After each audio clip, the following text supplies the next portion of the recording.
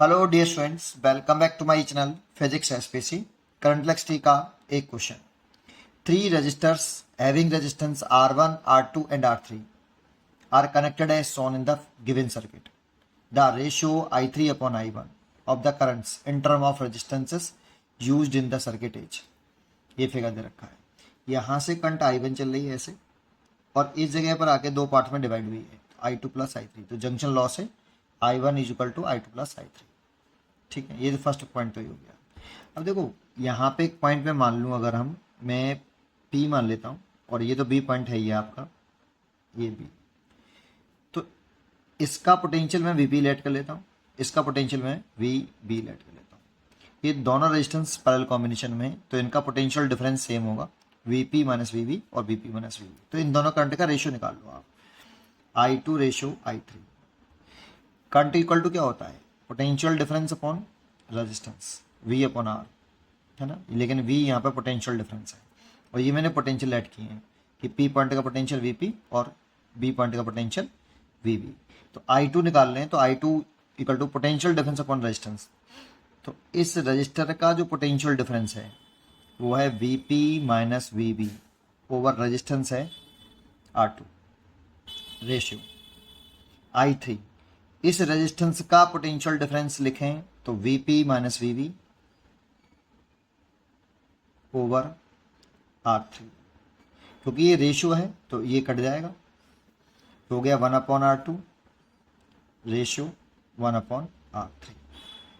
ये I2 ratio I3 निकाला पहले। अब बोथ साइड में हम इसमें क्या कर देते हैं, दोनों में न्यूमरेटर में R2 R3 का मल्टीप्लाई कर देता हूँ। तो R2 R3 divide by R2 ratio R2 R3 divide by R3। R2 से R2 कैंसिल एंड R3 से R3 कैंसिल। ठीक है, रेशियो है बेटा ये, है ना, ध्यान रखना। R3 रेशियो R2, ये आ गया आपका I2 रेशियो I3।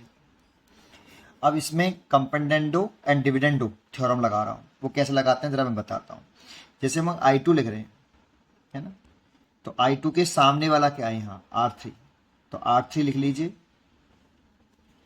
और इन दोनों को ऐड कर लीजिए R3 प्लस R2, और इसमें टोटल करंट का मल्टीप्लाई करिए। टोटल करंट का मल्टीप्लाई करिए मतलब टोटल करंट कितनी है जो डिवाइड हो रही है। I1 डिवाइड हो रही थी कितनी, I2 प्लस I3 में, तो यहाँ पे टोटल करंट आती है जो डिवाइड हो रही हो, है ना। ये हमने थ्योरम लगाई है इसमें। ऐसे ही अगर मैं I3 लिखता, तो I3 लिख रहे हैं तो R2 लिखेंगे हम, और दोनों को ऐड करेंगे, वो नीचे डिवाइड कर देंगे R3 प्लस R2, और टोटल करंट का यहाँ मल्टीप्लाई कर देंगे। टोटल करंट कितनी है आपकी I1, ये I1 डिवाइड हो रही है I2 I3 में, तो यहाँ I1 ऐसे,